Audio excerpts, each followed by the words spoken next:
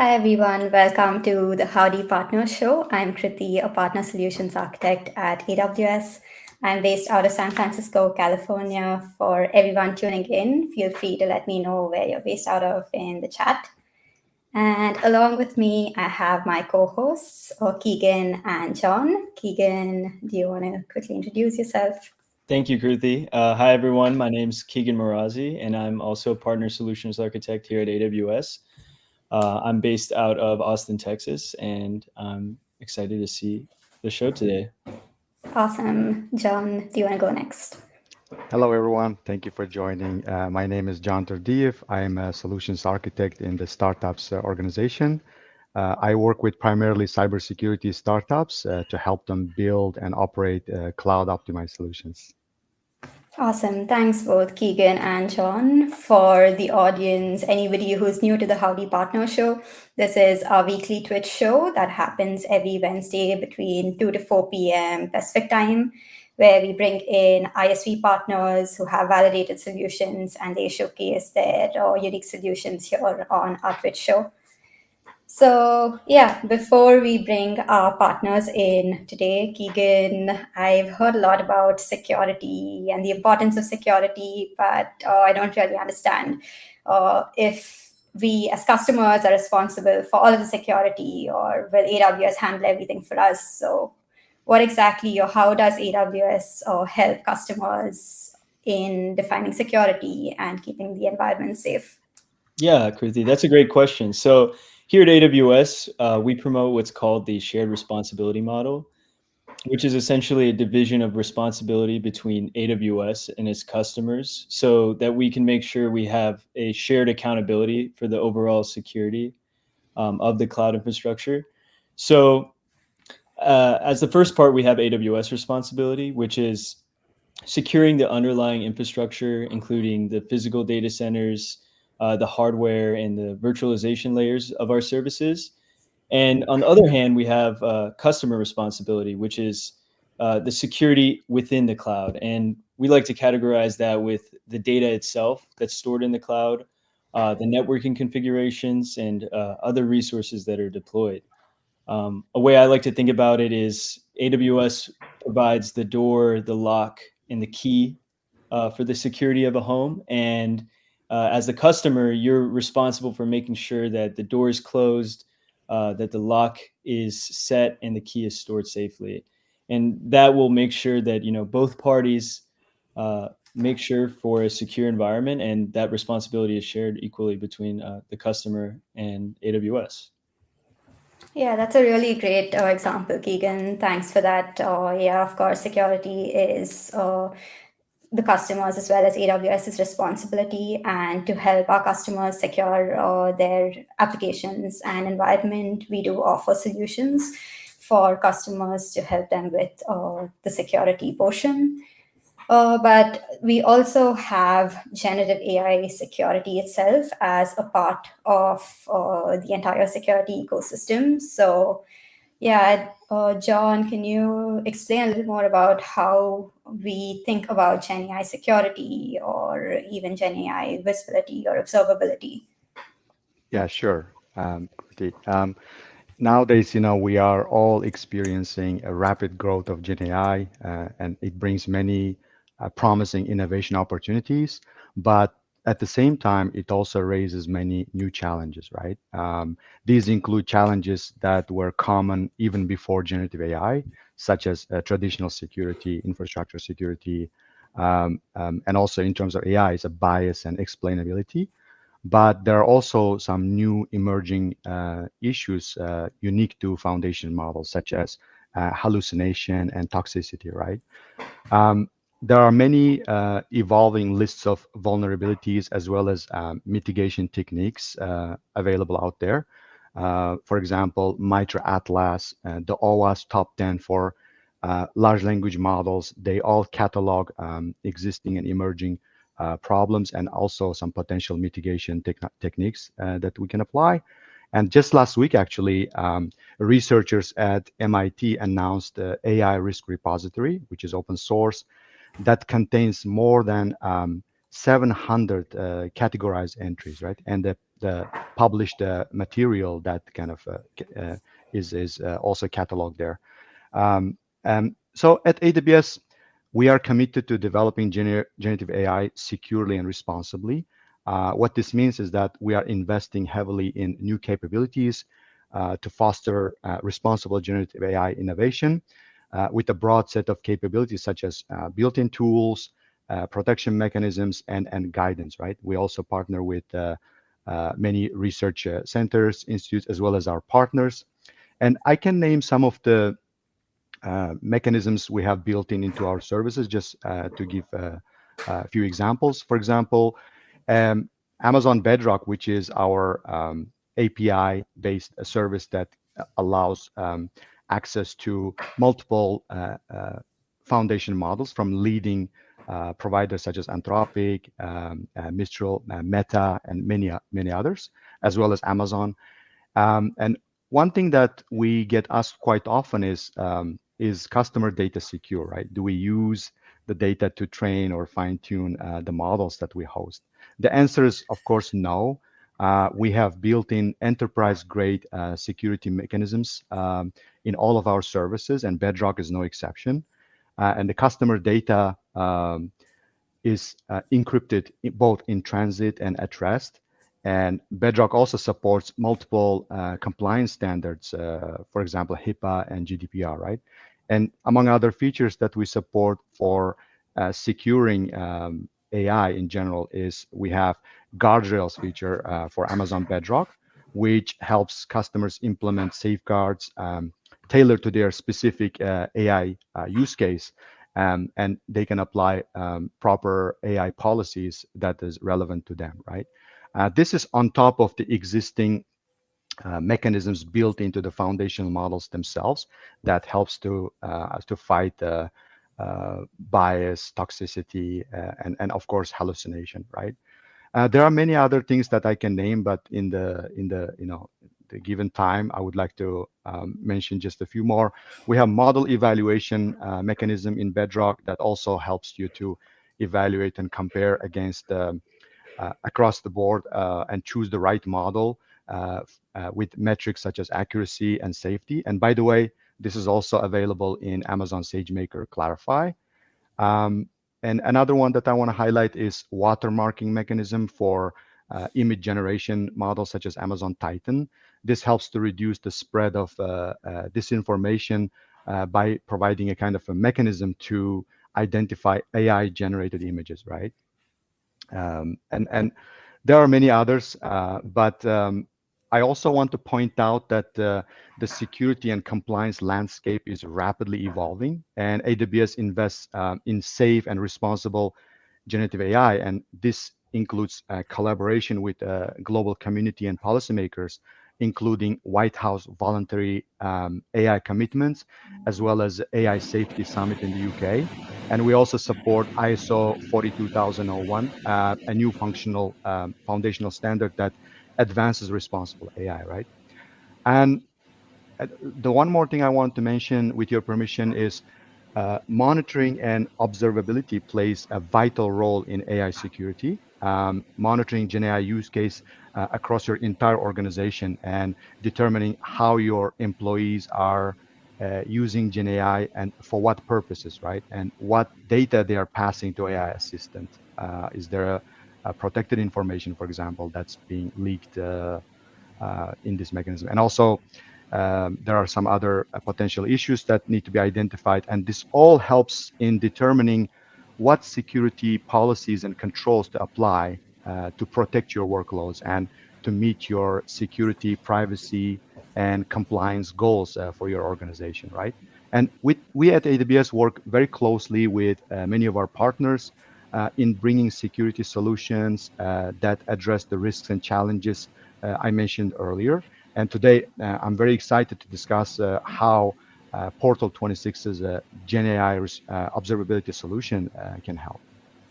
Awesome. Thank you so much, John, for that explanation and for talking about all of the different security aspects. With that, quickly, let's bring Portal26 presenters, Pakshi, VP of Products, as well as Neil Cohen on stage.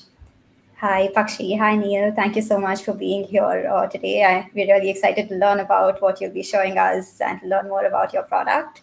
So, Pakshi, Neil, do you want to Th- quickly introduce yourselves?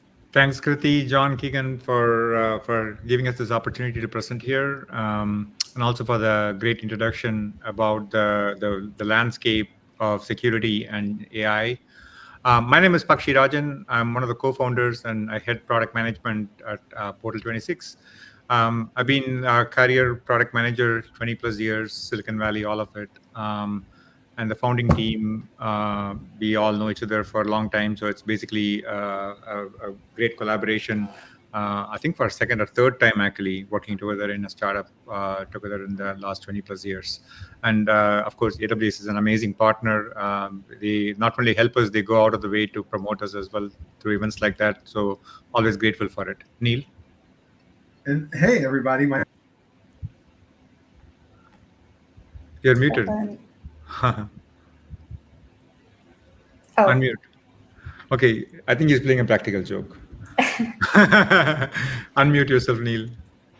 Okay. oh, yeah, I can't hear you yet. Okay, Yes. no worries. Yeah, we'll wait for Neil's microphone to start working.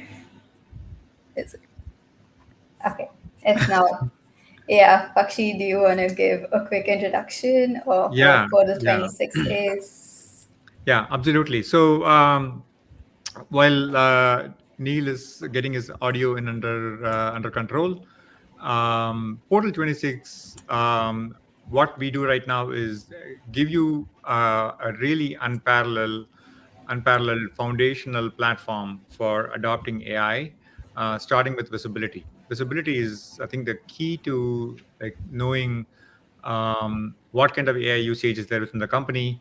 There's a famous saying by Deming, the total quality management guru from a long time ago, who actually just kind of really led to the growth of the auto industry in this country. He said, let me see first, and then let me measure next. And what I cannot see, I cannot measure, and what I cannot measure, I cannot manage. And really, that foundational idea of being able to see something and being able to measure something and then manage something is, I think, the one of the foundational pillars of our product, our philosophy, and that's kind of what we bring. We bring the ability to see what's going on with AI usage within your organization, and with that, we are able to measure the usage both qualitatively and quantitatively, give a summarization of what is going on, and then on top of that, we let you manage it. So, Neil, are you back? can you hear me?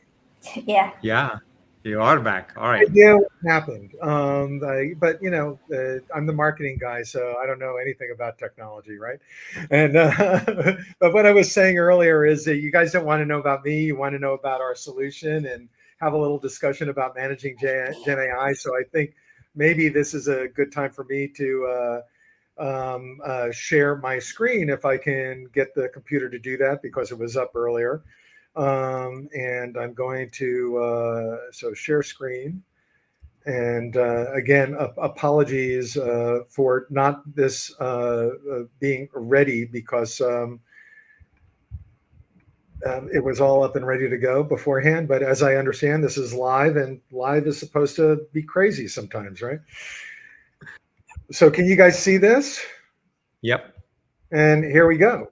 Well, why don't we get started a little bit on some of the things that we wanted to talk about and what you're going to learn, as we kind of jump into this, which is, and John, so thank you for kind of talking about some of the issues around managing the security around generative AI, because we're going to talk about the two sides of Gen AI governance today. We're going to talk a little bit about what generative AI user management must cover, and we'll talk a little bit about more what that is. And we'll talk a little bit today about secure web gateways. I think people are familiar with those companies like Netscope and Zscaler, and how, while they're strong, they're not strong enough to manage and secure and govern Gen AI. And then how Portal26 as a solution enables these secure web gateways to do generative AI adoption appropriately. And so those are the kind of things that we're going to talk about today. And I think the great place to start is for all of you out there who are wrestling with generative AI and getting it up and running. We hear a lot from companies like they're in proof of concept mode, or they've got a Gen AI council or committee that's talking it through or trying to figure it. Maybe you're blocked. But regardless of where you are in your generative AI program, there are 4 things you need to know. First, how is Gen AI being used in your organization right now? And to be more specific, do you know how many people in your organization are actually using it, and what they're using it for, what tools they're using, what they're doing with it? Are they using it to draw pictures? Are they using it to do code? How are they using it within in your organization, whether it's a sanctioned or unsanctioned tool? Next is, can you measure the risk across the organization related to any generative AI use that you're using? Next, in relationship to that risk, do you have an auditable record of who, what, when, and why of all your Gen AI use? And one of the things that we're going to talk about in a little while is the importance of an auditable record and why you need to have that, especially for highly regulated industries. If you're in fintech, if you're in healthcare, if you're in government, some other industries that are super highly regulated, these are the kind of things that are required. And finally, right now, can you uncover malicious Gen AI use? And so these are the 4 key questions you have to ask yourself. And if you answer no to any of these, then you probably have a high-risk program. So I'm going to reference back to John's comments earlier on model security. And one of the things we hear a lot when we're talking to people is they kind of conflate the 2 sides of generative AI. So let's talk about that. On one side, on the left side of the screen, there are more than 2,500 Gen AI models. As a matter of fact, this number is probably outdated. It's probably double this now from the time that we made this presentation. And the thing about models that John was talking about, that models can be wrong, models can be biased, models can be attacked. They can be infused with bad data by malicious perpetrators. They can be biased based on the people who are feeding data into it and training it. And they can just be plain wrong. They can hallucinate. They can get things wrong. And while everybody's talking about this, as you can see on the bottom, all the cool kids are talking about it. It's definitely a problem. And we get that. On the other side, right now, you have millions upon millions of people and organizations using generative AI tools right now. And what's going on is companies are not set up to monitor that. Security controls that currently are out there in the world are deficient for generative AI and what generative AI does.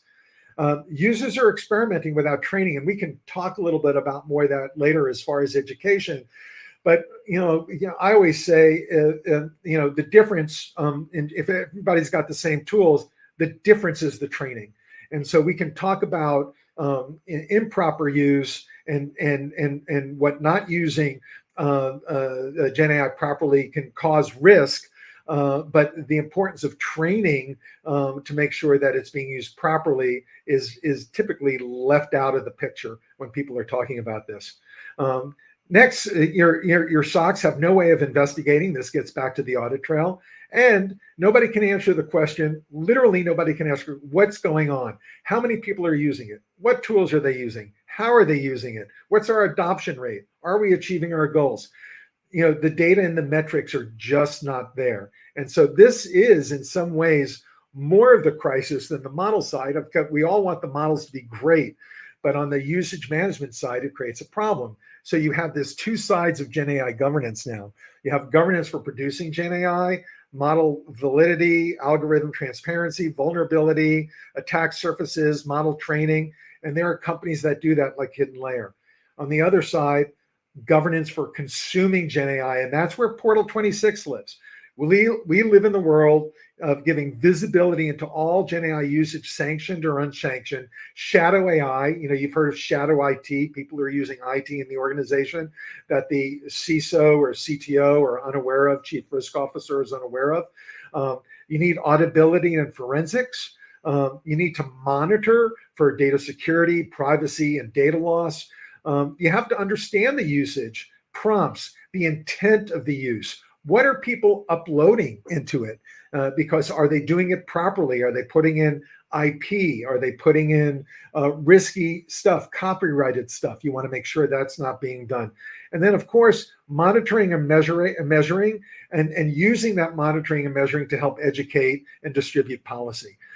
We offer all of these things, and Pakshi is going to get into a little bit more about that in the second half of our presentation.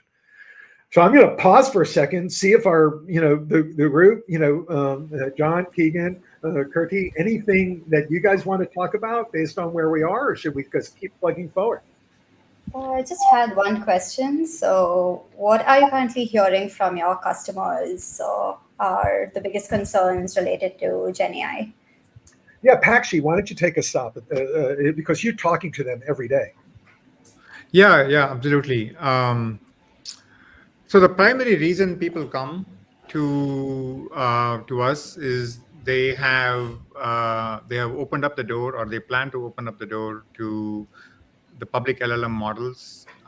They also have a lot of internal AI initiatives that are being run on Bedrock or other internal AI platforms, and they have put in an audit committee of some sort, like some kind of a AI governance committee that has advised them to keep tabs on the AI usage to make sure it is responsible, ethical, and they're not revealing any company secrets to the AI, because AI always listens, it never sleeps, and it's going to augment that into the knowledge base very quickly.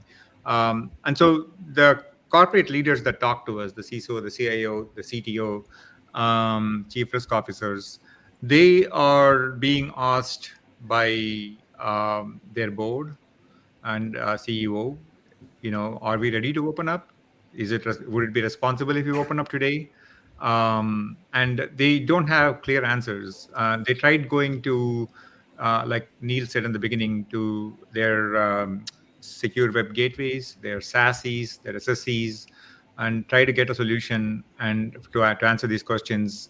And they get partial answers. It's not like there's nothing. But it's not easy to kind of triangulate and get back with a solid yes. Yeah, we have complete monitoring program, and that's the primary reason people come to us. Now, I have other things to say later on what they find interesting once they come and latch onto us. There's a lot more things they find besides the ability to just say yes to the monitoring and the beginning of governance. But those are reasons for customers to stay as opposed to why they come. Mm-hmm. Yeah. Thanks, That's Pakshi.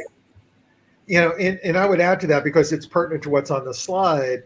To Pakshi's point, the time to aggregate that data with all the existing tools, time and the manpower to dig in and find and investigate is very difficult to do. If you have all the data and you have all that intake, and Pakshi will talk about how that works a little bit later on, you can take that information and have it instantly available for everybody who needs it. And one of the things, and I think Pakshi alluded to it, is once we're up and running in the organization, that comprehensive port almost always goes up to the boardroom and the C-suite. And suddenly, and again, apropos for this slide, they can see all of this. They can see what we call the 5 W's for securing it, which is the who's using Gen AI, what tools are being used and how they're being used, what the prompts and attachments are, when, so this auditable history over time. For example, secure web gateways don't store the data, we store the data, right? So you can go back and do an auditable history.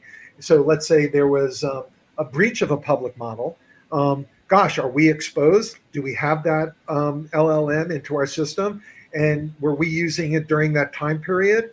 And who is using it? And what were the prompts? So you can do that audit trail to figure out what was going on and when that breach occurred, right? Who in the organization is using it? By department, is the marketing up to speed? Is coding and engineering up to speed? Are we using it in finance and legal? And how are we using it? And what tools are we using it? And are we reaching our goals of adoption? Are we using it properly? And then why? What's the intent?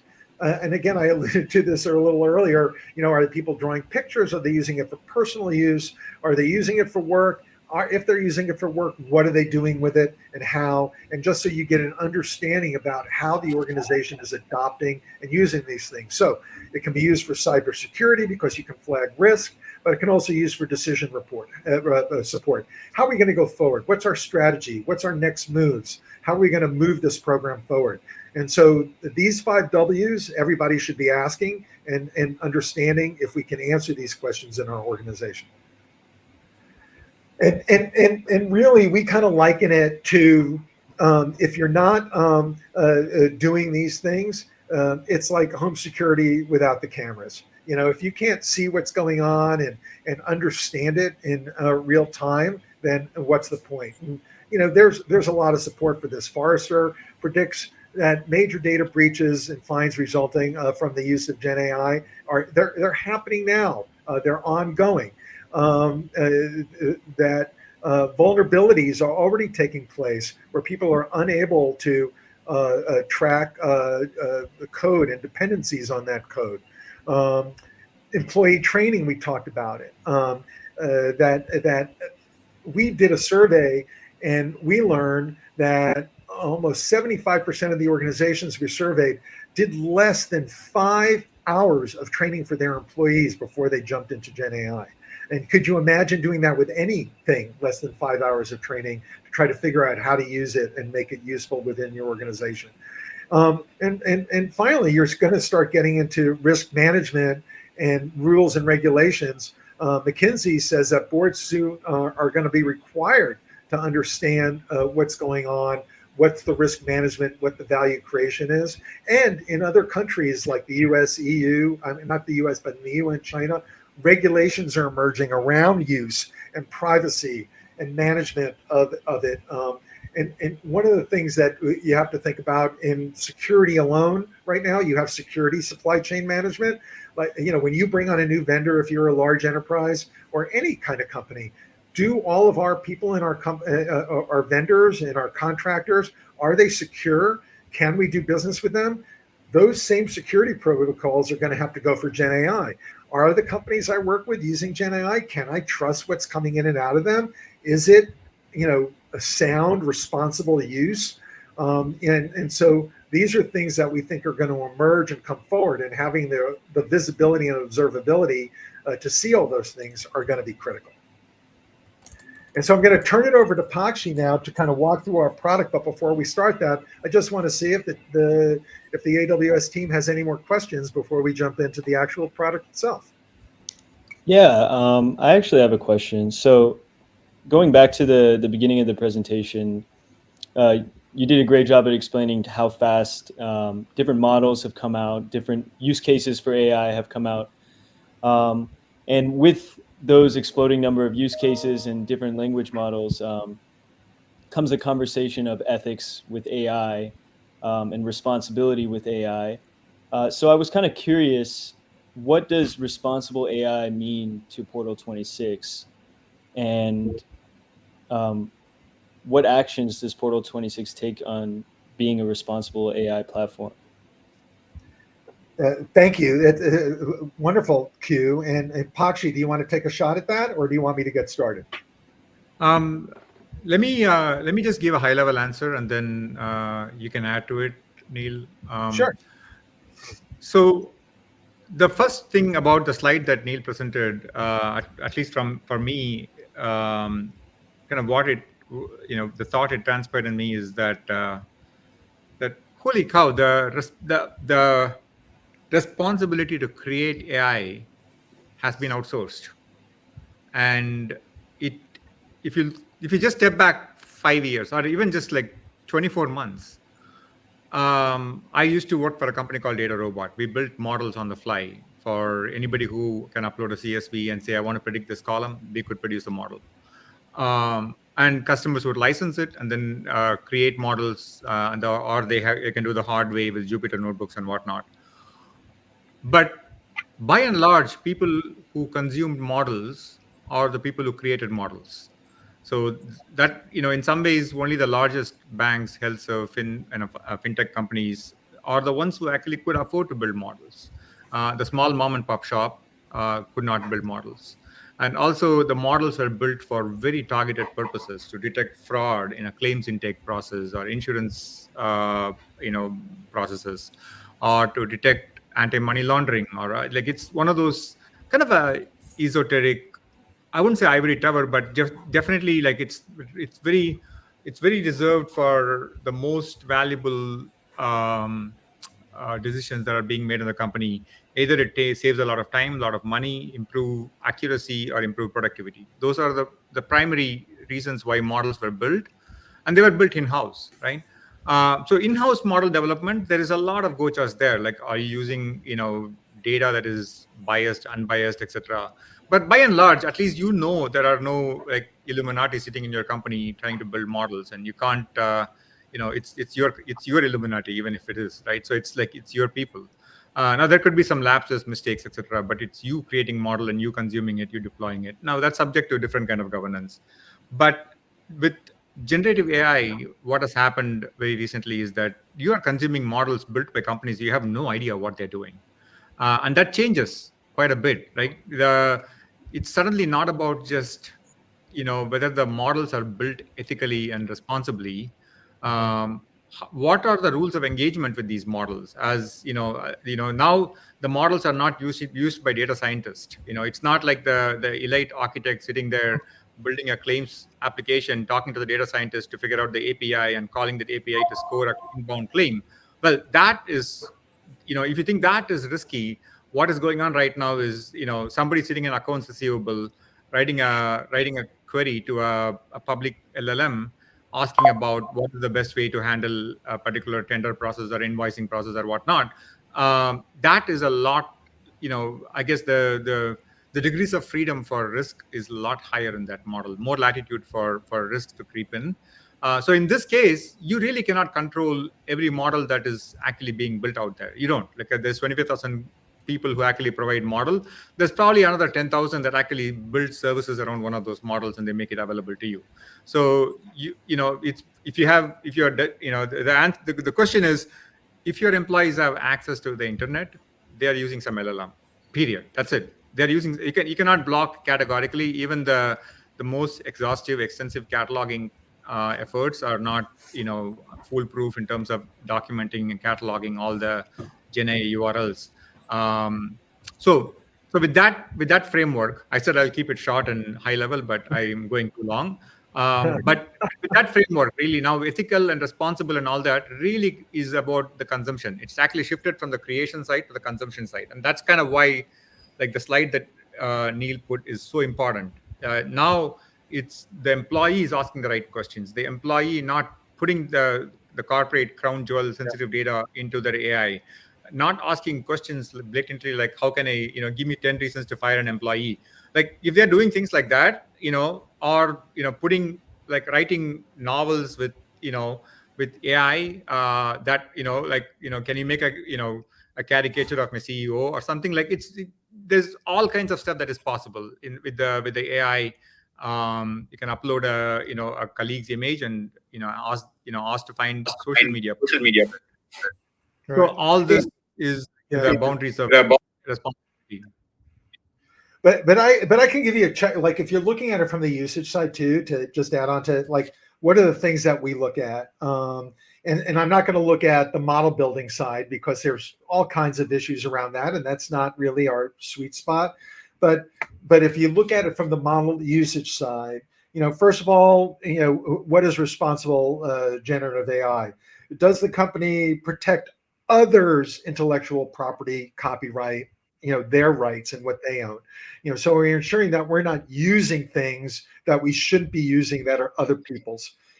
Another part of ethical use is, do we protect our own IP and copyrights and things along that line? That's part of responsible and ethical use. Like, are we doing the right things for our own company, and is it used in compliance with the rules and regulations of not just our organization, but our category, government, whether it's local or so forth, or within our communities, right? And then next, is privacy maintained? along the entire food chain. One of the things that we have is, everything within our data is encrypted, so we can ensure privacy in the management of the Gen AI program within the organization. And finally, training properly. And you could use our tool, and I know that Pakshi is going to talk about the education component, but are we doing our best to make sure that the people who are using these tools are governed, understand governance policy, can be course corrected, that we're training them properly, and that we can ensure that they're not using these tools maliciously. And you might say, like, who would do that? But we've already uncovered numerous cases of malicious use within our customers. Okay, I can't hear him anymore. Sorry, my cut out. Yeah, numerous issues. We found numerous issues of malicious use that, and you might say, who would do that? But it's out there. People do crazy, strange things. So, part of an ethical and responsible program is to ensure that you can manage over that and find those kind of things. And so I'll turn it back over to you, Pakshi. All right, let me share my screen. Before that, I think there's a question on the chat for us. So there's a question: what's the difference between partner startup and specialist SA? I can take on the partner side. Yeah, I'm a partner solutions architect, work with partners on, for example, technical discovery reviews, and as well as validations like foundational technical reviews, service delivery programs, competencies. And we also help with co-build, co-market, and co-sell motions for partners. So that's a little of something that I do. And John, do you want to talk a little about your role as a startup SA on the customer side? Yeah, sure. In terms of the startup SA, it's just a general SA, but in the startup organization, we work with startup companies mainly. The difference is, in my case, we are assigned a set of customers and we work with them. We own the relationship together with, we call one team, consists of account manager, solution architect, and some other roles. And the specialist SA is primarily focuses on certain domain. As you know, we have a broad set of services, over 200 services in AWS. So I'm a generalist SA with a focus on cybersecurity. So I focus on the entire breadth of the services, and the specialists basically focus on specific areas and can dive deep into maybe 400 level. Awesome. Thanks, John. Hope that answers your question. Pakshi, yeah, handing it over to you. Right. Sorry for stopping you. I'm sharing my screen. Can you see my screen? Neil, are you sharing still? Okay. I'm still sharing, and I will stop if you don't want me to have this screen up. Hang on a second. I'm going to stop sharing, and voila, you're up. All right. I'm going to do 2 more slides, launch into a demo, and then come back and wrap up with some more slides if appropriate and we have time. So essentially, like the top 5 problems that customers are facing, and this is one of the earlier questions as well. Why do companies reach out to you? Well, they want to get visibility. They want to know who's using AI, what kind of AI is being used, what are they putting in it, everything, the who, what, when, everything. The second part is security, and we talked about security at length around, what there's 2 kinds of AI: the one you just consume as opposed to you create and consume. And with consumption, there is again there's the basics of security originates from your secure web gateway, or SASE or SSE, but they give you enough to get started. It's not sufficient to actually build out full security on just that platform. There's also now models created internally that are run either on AWS Bedrock or other internal hosting mechanisms, and they also have to be monitored for security, not just the public LLMs. And the majority of the concern is around your data leaving to the public LLMs. So that's kind of the primary thrust of the security, primary vector. But also, if to the extent you are actually creating models and you are putting it You are putting it on, on. I'm getting an echo back. Can we mute if you're not talking, please? Thank you. So to the extent you are actually creating a model and putting it on your company website or one of your applications. For example, you created a model on AWS Bedrock using Llama or Anthropic, and now that is front-ended by one of your, let's say, an application on your website. You need to monitor that internal model to see what kind of prompts are coming through. So security is kind of bi-directional. To the extent you have created a model and you're welcoming your entire company to come and listen to that model, to probe that model through your website or application, then you have to start monitoring the prompts. If you have a robust web application, probably it is monitoring. But if it's just a website, you need the monitoring for the internal AI as well.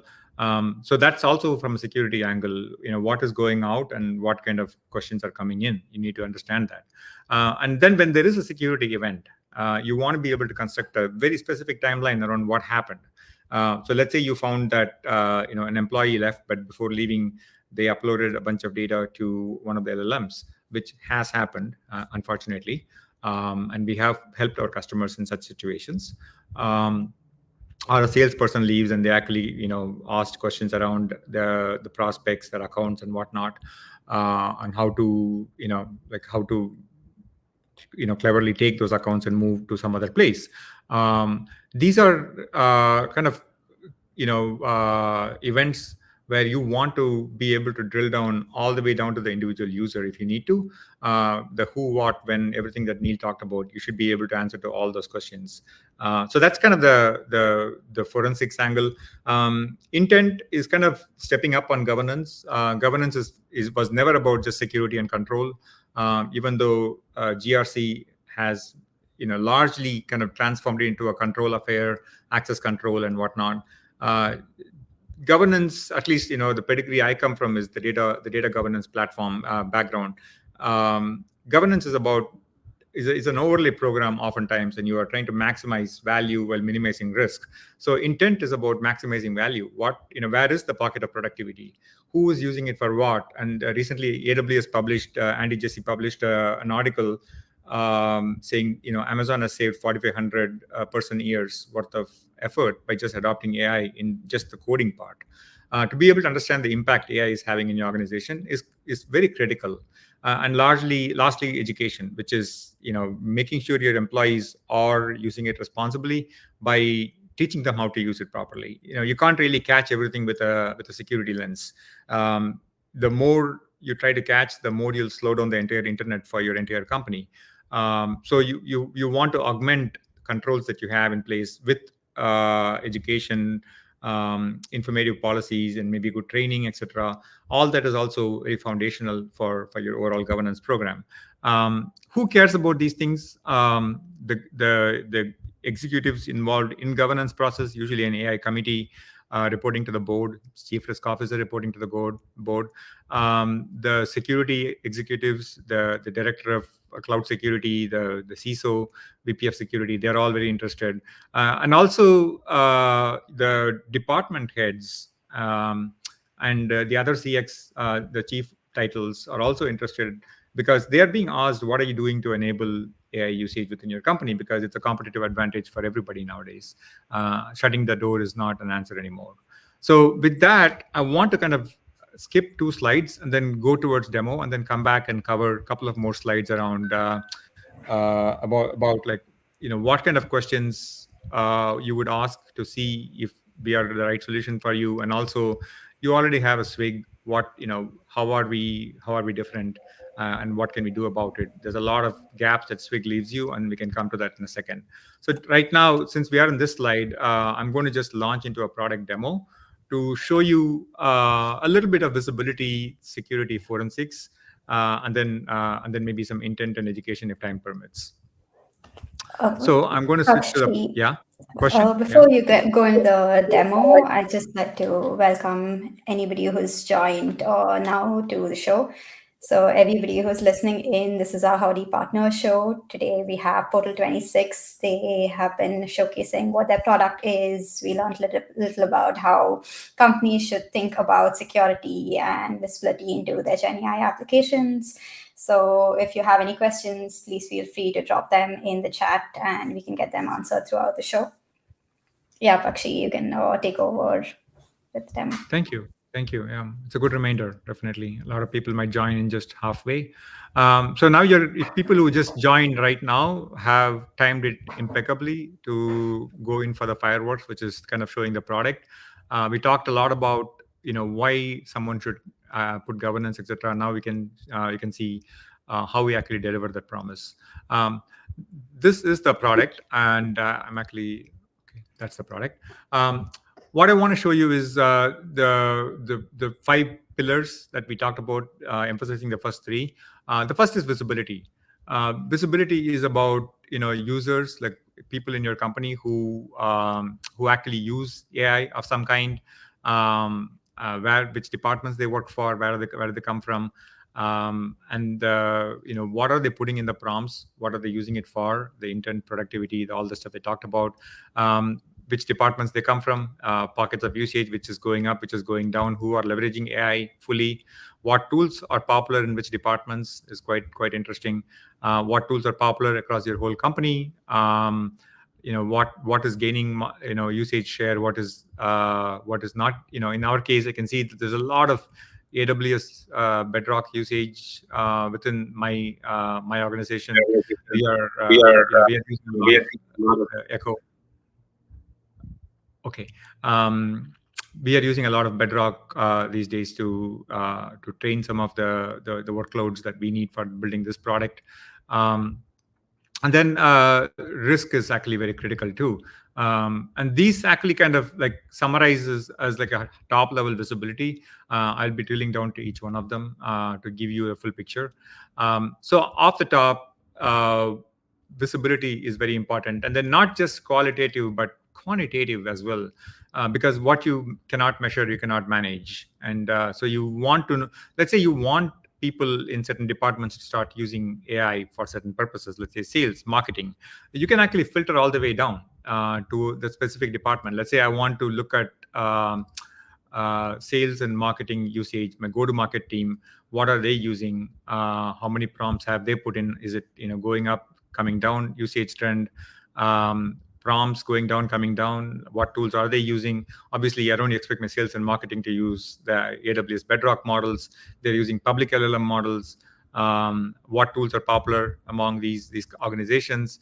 To be able to understand, who are using, what are they using, how is the usage trend, etc. Right? That way, you can actually have a conversation with head of sales. Like, let's say you are the CIO of the company, or even you're one of the executives for driving strategic sales. You can have a conversation with the head of sales around AI adoption within the sales department.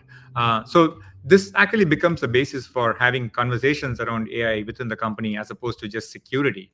Now, security is the second big pillar. I don't want to talk small about security. Security is very important. Like I said, there's 2 kinds of security. One is the risk of you losing your crown jewels to the internet.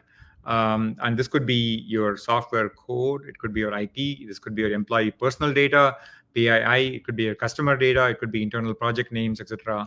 Any one of them, you don't want to go to the public LLM models. And if you do, you want to be able to catch it, rectify the issue right away, not like a month later in a feedback cycle.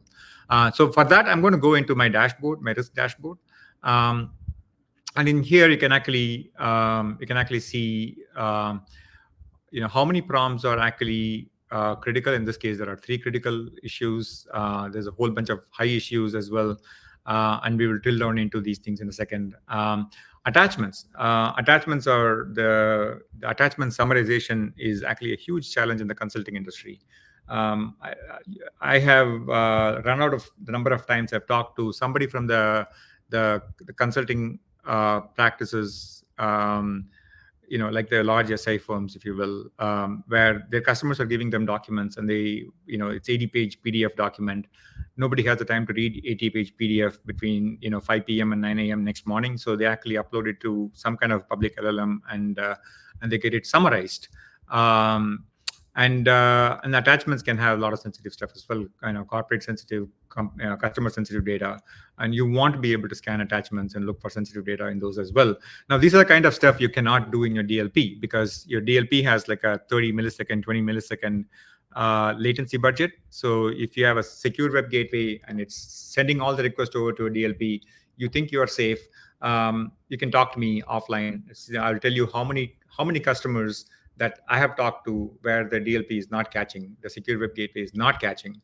In fact, it is so common that we actually made a feature out of it in the product, where you come down here and then look for prompts that are critical and high, and then add a second filter, the gateway actions. What did the gateway do? Allowed and alerted. It looks like pretty much all of them are allowed and alerted except this one blocked thing. And you can filter this, and this is basically your gateway exposure right now. And you could actually take these issues, look at the prompts, and see who did it, and then maybe look at the prompt itself, and then here we go. Here, it lights up a Christmas tree with a lot of emails and phone numbers. Somebody wants to summarize an internal project. It was caught because it caught an internal Everest project. I'm pretty sure that's kind of what this is. You have a detector that actually catches any internal project mention on a public LLM. And then there's automatic detectors that we roll out that looks for emails and phone numbers, etc. That also is quite useful. Now, I mentioned that we not only monitor the public LLMs, we have the ability to monitor also the Bedrock models. And you can actually just select the AWS Bedrock models and just see what kind of risk is there in that area. And I can just pick some of the Bedrock models that are very popular and see what kind of queries are coming in. Oftentimes, when you have a Bedrock model, it's fronted by a web application that's either internally exposed or externally exposed. Internal, the risk is not that high. You still want to know that people are using it ethically. But external, you definitely want to monitor the prompts to be able to, put some guardrails in place, put some monitoring in place, keyword search in place, and alerting in place. Now, anything that you saw as the risk in this dashboard, anything that's critical, you can set up a notification and then get notified to actually be alerted when any one of the criterias on the risk is being met. Right. That is the quick and quick and fast overview of the security and security related risk. I'm taking a pass to see if there's any questions before I proceed further. Yeah, I had a couple of questions. So, how do customers usually connect to Portal26? And have you had any concerns with customers making their data available to you, or how is their data secure? Yeah, very good question. Really good question. So, customers give us data through a data feed, typically from their secure web gateway or DLP. They also give us data from their AWS Bedrock logs. So CloudTrail, CloudWatch, we're able to get that as well. And then we're able to extract the prompts out of all of this. We have a the basic strength of the company is to be able to do analytics while keeping the data encrypted. In fact, that's the product we sold for the first 3 years of our existence. We sold encrypted analytics. We have our own FIPS 140-2 certification. We actually partner with Amazon on OpenSearch. We are on the OpenSearch marketplace. We have a lot of other stuff going on with Amazon as well, with AWS. So we actually are able to leverage a lot of the secure analytics background to actually build all of the stuff while keeping the data FIPS 140-2 encrypted all the time. So that's the reason why customers are able to give us the data. We also have the SOC 2 Type 2 certification for all the business processes around the environment. That's how customers are trusting with the data. Okay, and is there? Yeah, I think that answers my question. Is there anything that customers have to do on their end to ensure the data is secure, or or do you handle that for the customers? Yeah, we handle everything from a data security point of view. At no point in time, the data is actually in clear text, except when it comes to the browser like this. Um, it's in memory, maybe clear text for a few seconds here and there when we actually do some aggregations. But otherwise, it's all encrypted. It's decrypted only upon demand. We actually are able to do searches and everything as well. So, for example, when I do a prompt search in the prompt search table, this actually will happen with encrypted data, and that's why you can see there's a three-letter limit on the search, because encryption doesn't make sense for 2 characters or less. So we actually enable you to search on data while keeping it encrypted. We build encrypted indices, and that's kind of our strength. It's not something that you want to take lightly. If somebody says, if a vendor offers a solution where they can see your data, it's probably busted. We can't see your data, our customers' data. I mean, so oftentimes, like if I onboard a customer, and if I want to know what they are seeing, what kind of like word cloud they are seeing in their environment, I have to log into a Zoom call and then have them share screen so I can see what is going on. Troubleshooting is the same way, because we don't have access to the customer's data and clear text in our operations. So you have two things that I'd love to add is first, when we were talking earlier about responsible generative AI management, we think that this encryption component is an important part of that because it helps maintain user privacy. Second, you just want to add that you were asking, Kruthi, about setup time. With Zscaler and Netscope secure web gateways, we've actually got people into production in 15 minutes or less.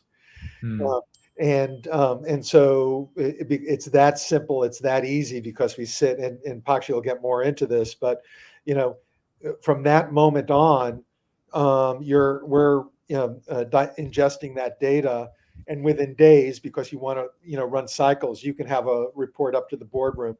We've had numerous of our clients, when they get in there, they literally within a week they have what they feel is a complete report that they can send up to the C-suite and the boardroom. And so one of the great things about our solution is not only does it leverage your existing investment in your secure web gateway and plug those gaps that are in there in your DLP and other places, but you can because of that, you can get up and running super fast and have a super fast ROI. And again, in every single customer that we've got up and running, they have found a significant breach within the first couple of days of getting our product up and running. So that ROI is fairly quick because of the quick setup. Awesome. I think that really helps in answering my question. I just had one follow-up question. So let's say a customer is able to view the prompts in clear text, I think in some places. Is that whatever they have access to, can they still view it in clear text in some places? Yeah, that's a good question too. So we, by default, the prompts are masked for most users. It requires a specific kind of privilege to see prompts in clear text, and even then, you will have the ability to flip one prompt at a time to clear text. That's the level at which most users operate. Occasionally, you would have a super admin who can see all the prompts in clear text all the time. That will be like reserved for some kind of director, manager level people. The SOC team has a very special kind of permission and role where they can only see a prompt in clear text if it's an incident. If the prompt doesn't contain anything sensitive, they can't even see it in clear text. Never, because they can't. They can only see encrypted or masked version of the prompt. So there's a lot of this stuff is actually role-based access control managed by customers' own Okta or whatnot. That's where they manage all of this stuff. Okay. And last question, is there a way by which you can mask just PII data from these prompts? Absolutely. It's also possible. Okay. Yeah. Very good questions indeed. The other question that I think is kind of the segue into the intent section, which is the fourth section in my bullet. The fourth is I'll come to the forensics in a second, but I'll cover about intent because it's germane to what you're asking. So one of the things that companies are struggling to grapple with is what is AI used for within the company? What are they trying to do with AI? What tools are they using for what purpose, etc. And that's really picked up quite a bit. Like who's using? I think I may have sub-selected a set of tools. Let me just select all of them. Who is using AI for what purpose, how much of it is business usage, like it's something that advances sales, marketing, one of the core business activity. How much of it is personal, like I use AI to ask questions about my health conditions and stuff like that all the time. To the extent I do it in a work laptop, that will get reported. Now if people were informed about it, they probably would use their home laptop to do this. But occasionally, if it's unharmful, personal questions, you want to have the ability, but in the sense that you want to be able to take the prompts and be able to classify them into personal versus business, and then like take the business prompts and then kind of expand into what are they trying to do for business, what departments are benefiting, etc. And then to be able to like double click on it. Let's say you want to see what marketing is using within AI. I should be able to just click on marketing right there and then go into drill down. My filter is set to probably marketing, which is the objective here. And what are the kind of prompts that they are using to be able to see that activity. So it's like that kind of intent based drill down is very important. Now along with that comes what do you do with the personal prompts. You don't want a security engineer to find out one of their colleague has, let's say, cancer or diabetes or something by the virtue of looking at a monitoring solution. So the personal prompts have to have a higher thresholds of security. And these are the kind of stuff that you will not see I would say, in the next decade from a secure web gateway company. It's like the third order detail into privacy. It's not simply the forte of a web gateway kind of company. We take this seriously. This is our entire business. We actually will make sure that the personal prompts will remain personal and private, and we can set a time to live so that they actually will get removed from the database very quickly if required. So a lot of stuff can be done like that.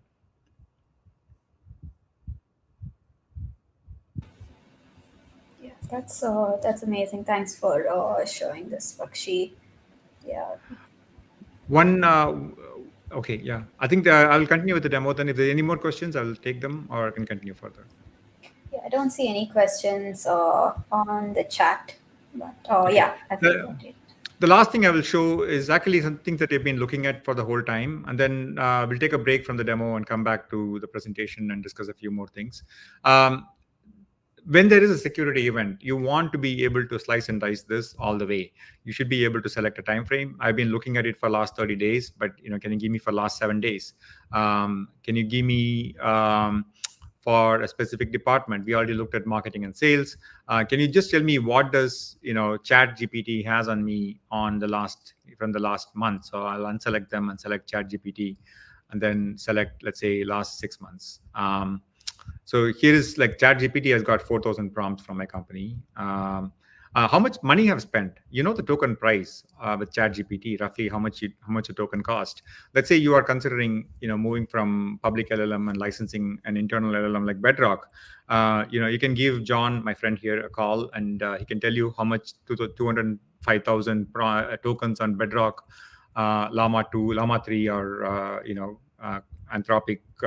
What's the newest one? Not Cloud, not Haiku, the Sonnet 3.5. He can tell you what the cost is going to be for this many tokens.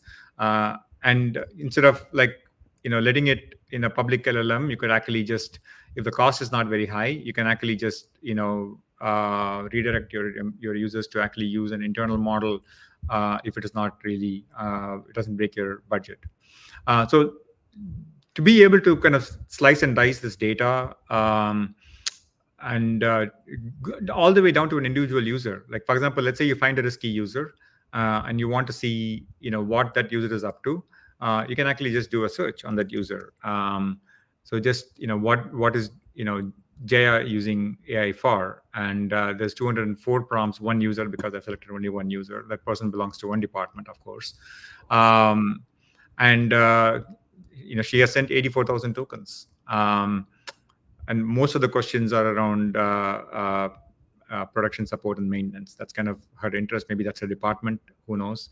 So that's, you can get down to the level of one user, and then or like a couple of users, and then be able to do your investigation all the way down to that level. What did this person do on the Labor Day weekend, or things like that. So that's the forensic capability, which is incredible. If Neil is looking at my corporate patent portfolio of this company, and he's going to the one of the nuclear codes in my company, and then going to the, I don't know, like Iranian embassy. I'm just making this up. Sorry. So you want to be able to analyze Neil's activity in the dashboard the very next minute. Like not like you can't take a month-long initiative to go collect the data and sort it through using some kind of a pipeline or whatnot. You should be able to get your answers in the fingertips. That's the forensic capability. I want to take a pause here from the demo and then switch over to the product, and then stop there, and then see if any other thoughts came to Neil. Do you have anything that you want to add to any of the stuff I said? I'll just add on to the forensics. Somebody asked earlier, like, what are the use cases, and so when people find breaches, because they will 100% of the time we've deployed the product, they found breaches. This ability to rapidly run an investigation, find it, and mitigate within sometimes within hours or at least days, versus weeks and months, has been significant. And I don't want to give too much away, but because there are clients and it's their private stuff, but really scary, significant stuff that they found that would have never been uncovered if they hadn't had our tool plugged in. In one case, the company, after they ended the proof of concept after the first week, and bought the product because it just there wasn't budget, but then there was budget, right? The budget showed up mysteriously right away. It's very true.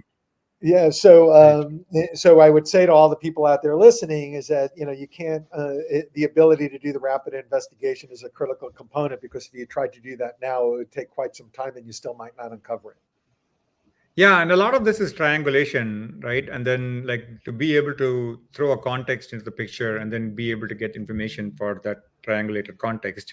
It's interesting how in our personal lives, pretty much every information is now already organized. I can pick up my iPhone and ask Siri, what is the predicted weather in Las Vegas over the next weekend, or whatever I want to ask. I will get a reasonable answer. In corporate lives, however, this kind of stuff is so out of reach. Like, try getting any information about this kind of domain from any tool that exists so far, and you will not find any clear answers. So what did this person do in the last 24 hours besides this one prompt? Well, that is just 3 clicks away in the product, right? Be able to pick a user, pick a different timeline, and then look at, did the person put any SSN into the prompt, so our credit card into the prompt. So I can just say, show me all the people who actually put credit card in the prompt. Boom, like that, right there. The 29 people who have put credit card in the prompt. Do you want to see who they are? You can actually see them in the user list. You can actually just double click on the user list and go in there and find out as well. But that's you can see top 5 people as well, right there, like Mark, Falcon, Cal. So these are people who are putting credit card in the prompt, and many of them might have, they may be, test cards, and we have a way to add exceptions in the product where, any test data will be ignored by the detectors. But to be able to kind of get answers like this, it's just your imagination is the limit. Right. Actually, one of my favorite lines from Pakshi is, you've heard needle in a haystack. Pakshi says it's finding a needle in a needle stack. So, and that's the difference. And I'm also feel very fortunate that my name isn't popping up on any of those lists. So, yeah, we left you out, Neil. I mean, it's like we left you out. Out of kindness. Really, really amazing solution. Thank you for sharing this, Neil and Pakshi. Very timely and super important tool to tackle security challenges that we discussed earlier. I have one question. I guess this is for Neil. Right. I've been seeing on LinkedIn some amazing news of recent accomplishment Oh, for the geez, yeah, Portal 26 thing. If yeah. you could share a bit about that, and Yeah. Oh, that'd well, be that's great. that's kind of you to ask. There are awards out there, but we're kind of proud. The Cloud Awards folks, they're doing AI awards now, and we were shortlisted in not one, not two, not three, four categories, including best AI platform.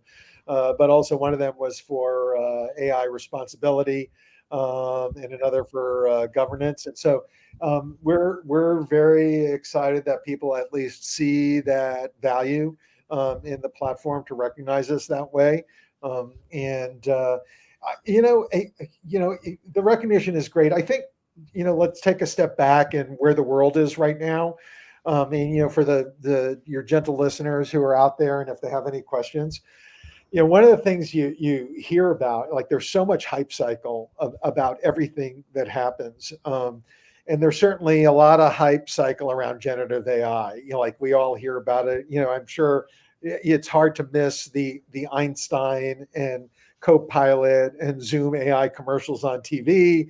So when it said commercial, it's on commercial TV. The hype's really there.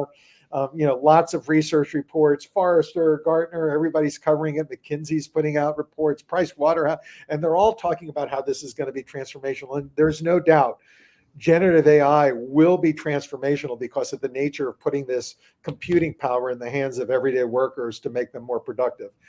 I think what's happened, and where a lot of your listeners are right now in the world, is everybody's still trying to figure it out. It's not taking off as fast as we all hoped. And there's the reason is because some of the things we're talking about today, if you can't see it, if you can't manage it, if you can't feel comfortable, in unleashing this in your organization, it's hard to get out of that proof of concept phase or that strategy development phase.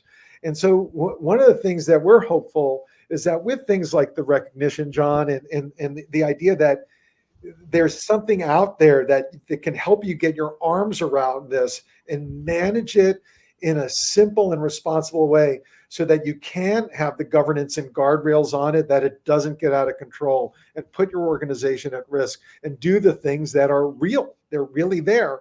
And that the protocols certainly had not existed a year ago like they do today.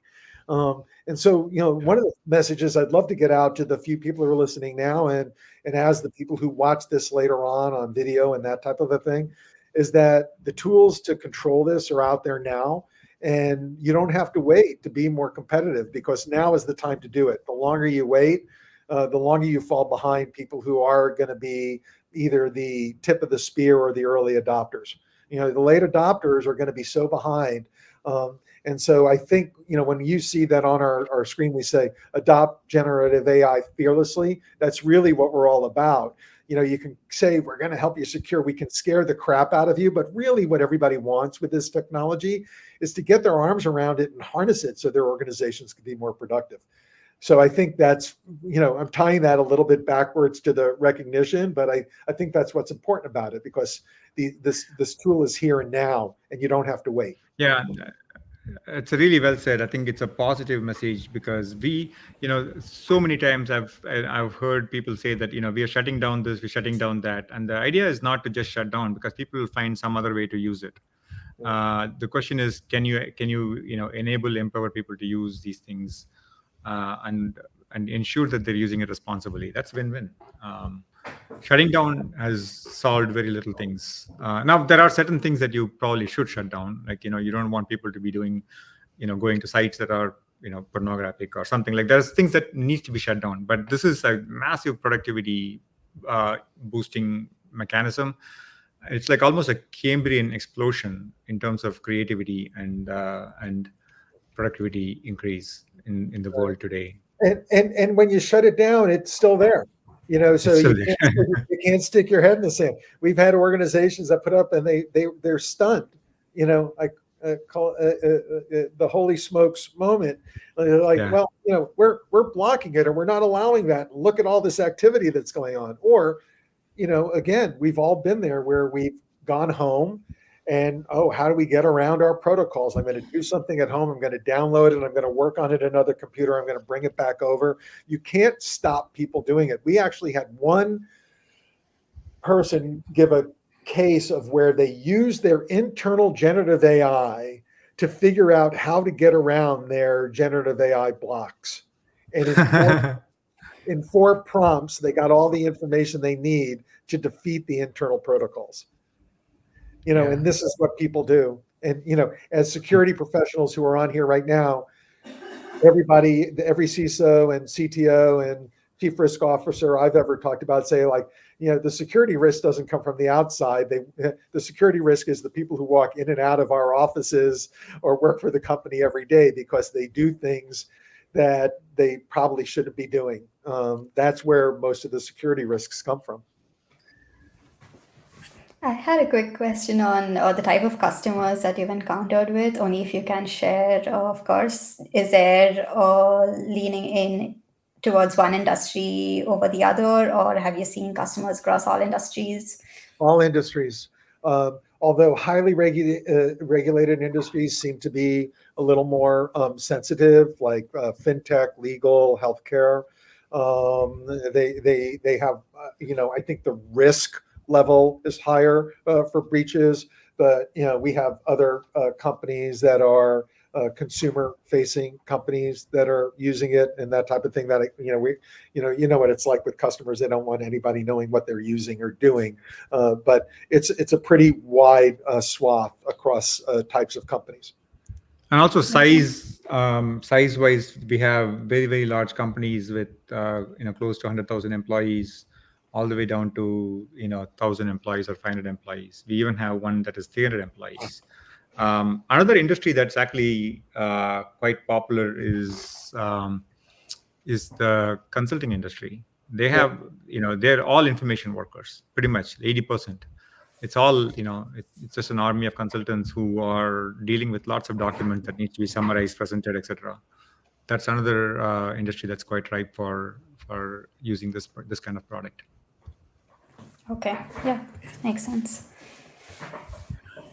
Yeah, so that I want to actually take a brief second to also acknowledge AWS as a partner in so many different ways that we have gained from our association with AWS. We chose to build the product on AWS because both the head of engineering Karthik and I, we have built incredibly large platforms on AWS before in our lives, and we want to bring the product to market in very short time. Our CEO Aarti famously gave us 3 months to launch the MVP of the product, and we picked AWS and kind of didn't look back. And it turned out to be a good investment, not only because we could bring the product to market very fast, but also the kind of collaboration we're getting from our account team, John and Andy, and plus this kind of the partner marketing group, partner solution architecture group, and a lot of other stuff. We are actually on the marketplace that makes our transactions very easy. We have closed pretty much most of our deals are done on AWS Marketplace. If you go to Marketplace and do AI governance, our product will be the first one that shows up there. Probably because we are the only ones who have sold anything in that space within the marketplace. So yeah, I mean, there's just want to give a quick shout out for the enormous amount of tailwind we get with our generous host in this conversation, plus also incredibly large number of people who sit behind the scenes and help us through this process. So thank you very much, all three of you. Yeah, thanks, Pakshi, for that. Really happy to have you as both customers and our partner, and really excited to see what both of us together are delivering for customers with your great product. Yeah, thank you. Thank you. Now, I want to do a couple of more slides to kind of wrap up the closing thoughts here. And if you have any more questions, we can take some more questions, go into more product if required. I brought the product to show. But some of that stuff that some of you who are listening might actually be AWS resellers, because we have the what's the partnership where I'm just kind of blanking out right now in IVs. The accelerator, yeah. Independent vendor accelerator, right? We have that right now. So some of the AWS sellers might be looking at the webinar, the Twitch stream later on, and you're trying to qualify who are the kind of people who would be a good fit to actually lead with this product, because now you can actually knock off your quota selling this product. We are on the marketplace, and so it benefits the marketplace transaction as well, and also the quota relief for your sales.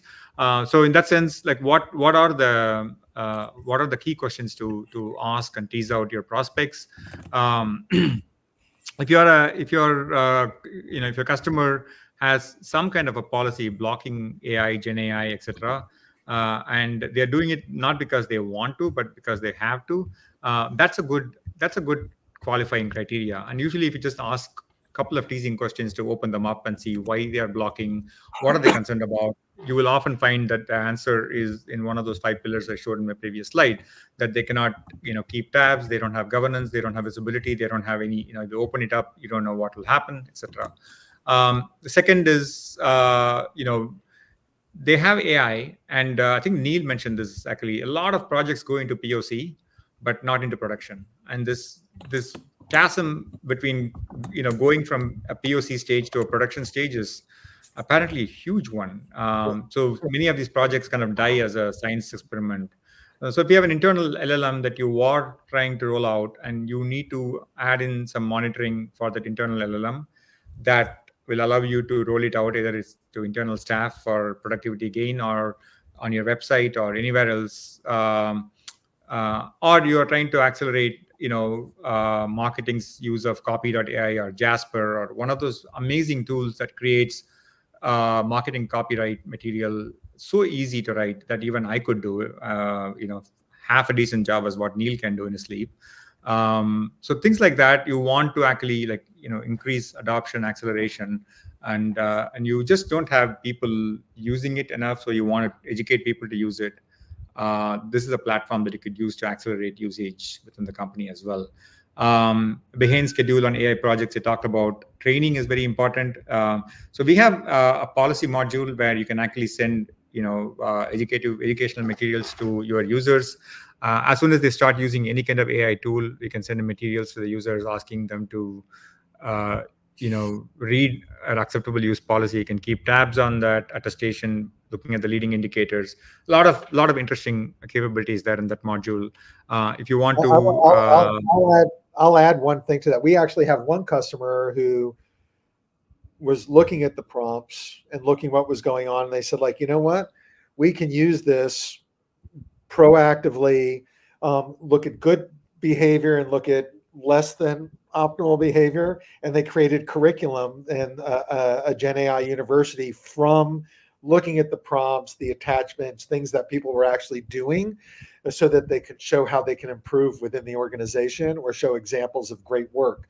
So there's something about looking at what people are actually doing and bringing that back while maintaining privacy that can really help teach people, here's why this prompt worked well, here's why this one didn't, here's why this one was risky, here's why this one isn't, and show actual work product. Yeah. I mean, these are the kind of things that you could use to qualify your customer. One prospect came to me and they said that, hey, we're not blocking anything. And I kind of like double click on it more. We said, like, okay, we are blocking everything.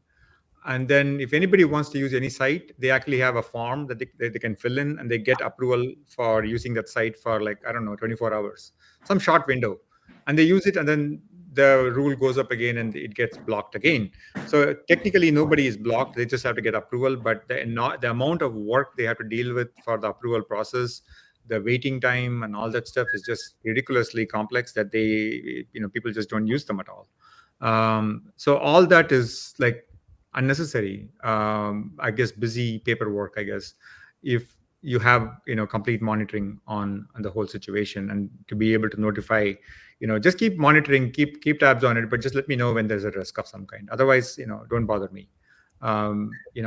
People should be getting their values out of AI. There a lot of business value out of uh, generative AI. People sometimes ask me, is it okay to write job description or like do something with AI? I said, absolutely. You should be able to write all these things, like write a letter with AI. If it is possible to use AI to accelerate what you're doing, you should use it. Just make sure it's responsible, ethical. Read the output. Make sure that you would have written it, you would represent it. Don't just blindly copy paste what came out of AI into a document and send it to somebody. Own it up. And that's also things that we can actually start looking into. How much of the documents contain copy paste answers, kind of stuff that we could do in the next horizon of the company. Awesome. When you showed your demo, Pakshi, there were filters for last 7 days, last 1 month, and different filters for the prompts. So how soon are these prompts captured by It's a your good system? question. Usually there's a few second delay. The maximum I've seen is about 2 minutes. I would say like 90th percentile, 99th percentile is 2 minutes. Occasionally it could go beyond if somebody shuts down anything or didn't change their passwords, but 99th percentile is 2 minutes latency. Yeah, most of the time it comes within 15 seconds. Like I would say 90%, 90th percentile is still within 15 seconds. That's amazing. So it's almost near real time Mhm. that you're getting these responses. And currently, are responses from the LMs also being stored, or is it just the prompts from the users that are being stored? It's a great question. So we actually started storing the responses for the Bedrock models. We are for the public LLMs, we don't get the responses right now from the web gateways, but we are looking into some alternatives on how to get responses, and then be able to give you a scorecard on the responses, hallucination, etc. as well. Because these are not models that you create; these are public LLM models, and you want to have your own personalized score of these things. So that's something that we will tackle in the roadmap in the future. That's amazing. Yeah. Yeah.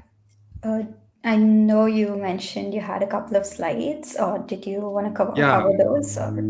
Yeah. So this is more like, if your organization fits one of these patterns or questions, you should definitely talk to us. Um, Another topic that I keep getting all the time is, now you have, companies like Zscaler, Netscope, Palo Alto. They all have, some entry level product capability into these things as well. Um, and they have done some of them have done a decent job in getting into security and stuff like that. But people ask me, like, why would you need to go beyond that? Like, first of all, most of the time if you're riding on top of secure web gateway, you are only as good as your DLP rules. And if you don't know how bad an average company DLP rules are configured, talk to me. I will tell you everything about it.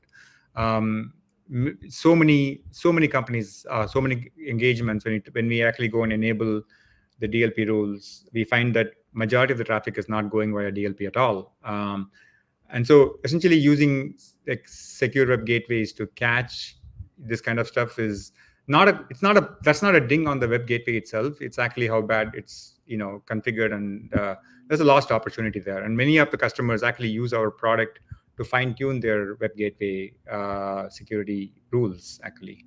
So that's one. So the detection, inspection, security, they actually do a decently good job. We actually also do it really well. All of those you just saw in my demo.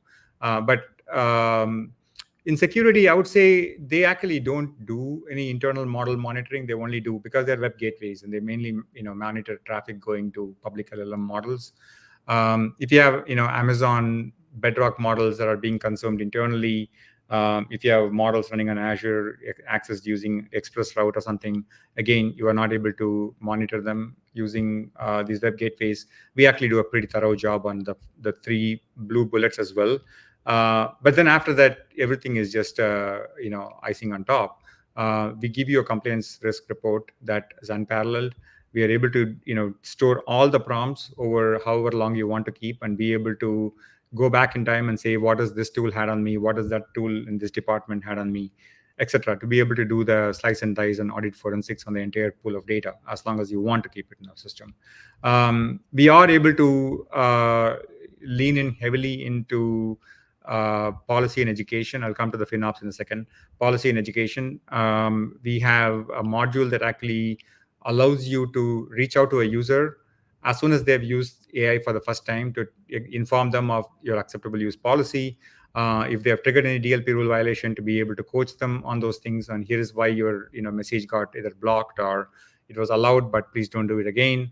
To be able to reach with that level of immediacy. Within 15 seconds, an email would go out or Slack message would go out, and they can get the feedback immediately, so that it doesn't come at the end of the month or something as part of the performance review.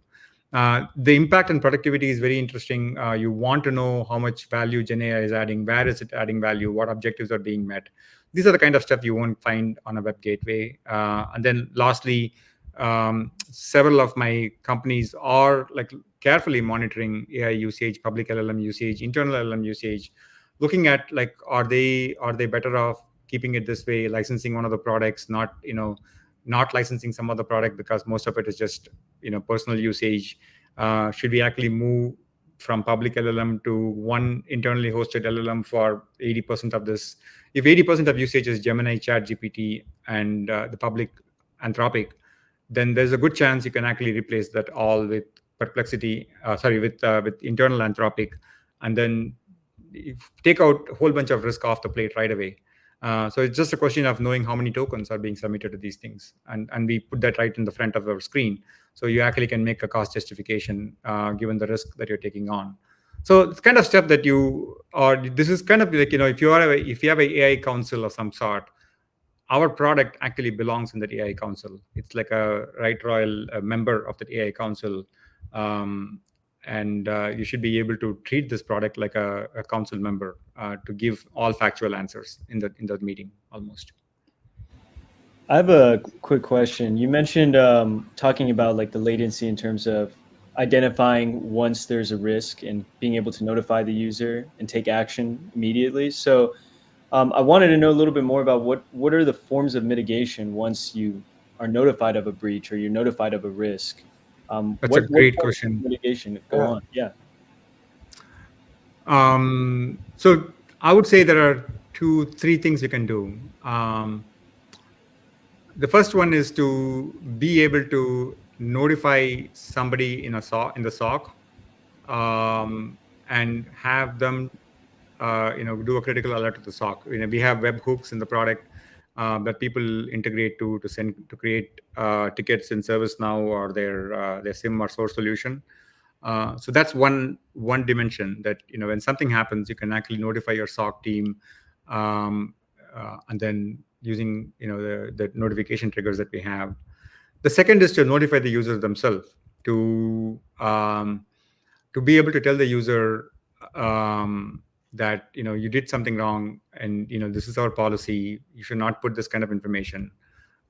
Please fix it. And oftentimes it's super effective if that email comes within 15 seconds. If it comes after in a batch process next day, next month, it's useless.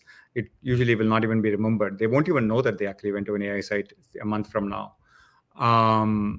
So those are the 2 actions that are usually very, very immediate, that actually can bear fruits. Now we also have a capability in the product where we can add them back to a group in the web gateway and put higher levels of restrictions for that user. Maybe they won't be able to put attachments anymore, or put higher level of scrutiny for the user, have DLP rules targeting risky users. This risky user integration is actually quite powerful, and a lot of my companies really want to close the loop to be able to not just arbitrarily put some user in some category based on the DLP rules, which we know is not configured very well, but based on a full thorough analysis of user and the risk score over the last month, to be able to say, okay, these people are the ones that are causing the most risk. And also risk reward ratio. How much impact are they making to the organization? How much money they have saved? And compared to that, is the risk very high? And if it is, then you should be, just educating them and not put them in a I call it Gen AI jail. You shouldn't put them in a Gen AI jail. But if they are in a group where pretty much all their usage is just nefarious, you can put them in a Gen AI jail. And I've found users in every customer so far that actually belongs in a jail. They just outright bad to evil, Doctor Evil, all that range. So thanks, Pakshi. We have about 15 minutes left. So uh, just, yeah, maybe how do customers reach out to you if they want to start using your product? Would it be on your website? Yeah, absolutely. Neil, do you want to talk about our web intake form for scheduling demo and Yeah, how they can reach us and all that? Maybe go to the website and all that. Yeah. It's really simple to actually to do this. If you go to portal26.ai, and we have book a demo all over the like every good SaaS company. We make it easy to book, and it goes right to a Calendly, and we'll get you right on the calendar, and you'll probably get to meet Pakshi or Kevin or one of our other team members. So just it's that simple. And if you do go, I'd like to say we're kind of proud of some of the things that you can read there. So we've got that white paper right on top of the page. If you go to our blog under resources, we've got lots of useful blog posts about what's going on with the company. There's all the wonderful awards that we just got shortlisted for. But we try to make this useful to give you kind of hints and tips about adoption, budgeting, Gen AI councils, reporting, visibility, observability, all the things that you need. So there's lots of great resources available for you. But again, if you just want to reach out, schedule a demo. It's simple to do. It's right there on the website. So thank you for asking. Awesome. Yeah. You want any of the technical questions answered? I put a note saying that you want to talk to Neil and you just want to have a good time, just say Pakshi. Yeah, right. Yeah. If you want to have a good laugh on technical issues, ask Neil. Awesome. Did you want to share anything else today or on your product, on how customers can reach out, or any promotions that you want to do for any of your events? Even that's welcome. I'll add one thing, Pakshi. You can jump in afterwards. I would just say that don't approach generative AI with fear and trepidation. You can approach it smartly and strategically. There are tools out there to do that. We're one of them.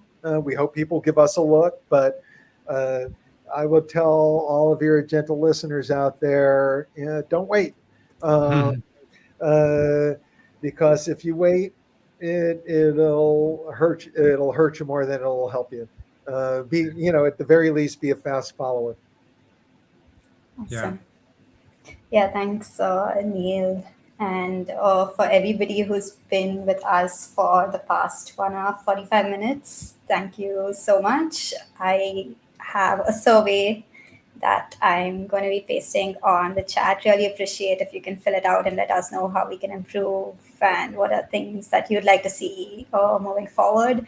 Would really appreciate that. And we also have a Howdy Partner show next week, where we are bringing in another partner, artlabs.ai. So please join us at the same time, 2 p.m. to 4 p.m. Next week. And Pakshi, Neil, Keagan, John, do any of you have any last minute things that you'd like to share with the audience? Yeah, thank you so much. I want to just thank both you guys and also the audience for making this presentation possible. Awesome. Thank you so much. And thank you so much. You're going to be so tough on us. Yeah, thank you so much, Neil and Pakshi, for being with us here today and for taking the time to showcase your product and telling us how customers can use your product. So it was really informative. Thank you so much for your time. And thanks, Keagan and John, for being amazing co hosts. And of course, our audience, thank you so much for being here with us today. And with that, see you all next week See you. Bye on all. Thank you. another Howdy Take care, Partner Show. everybody.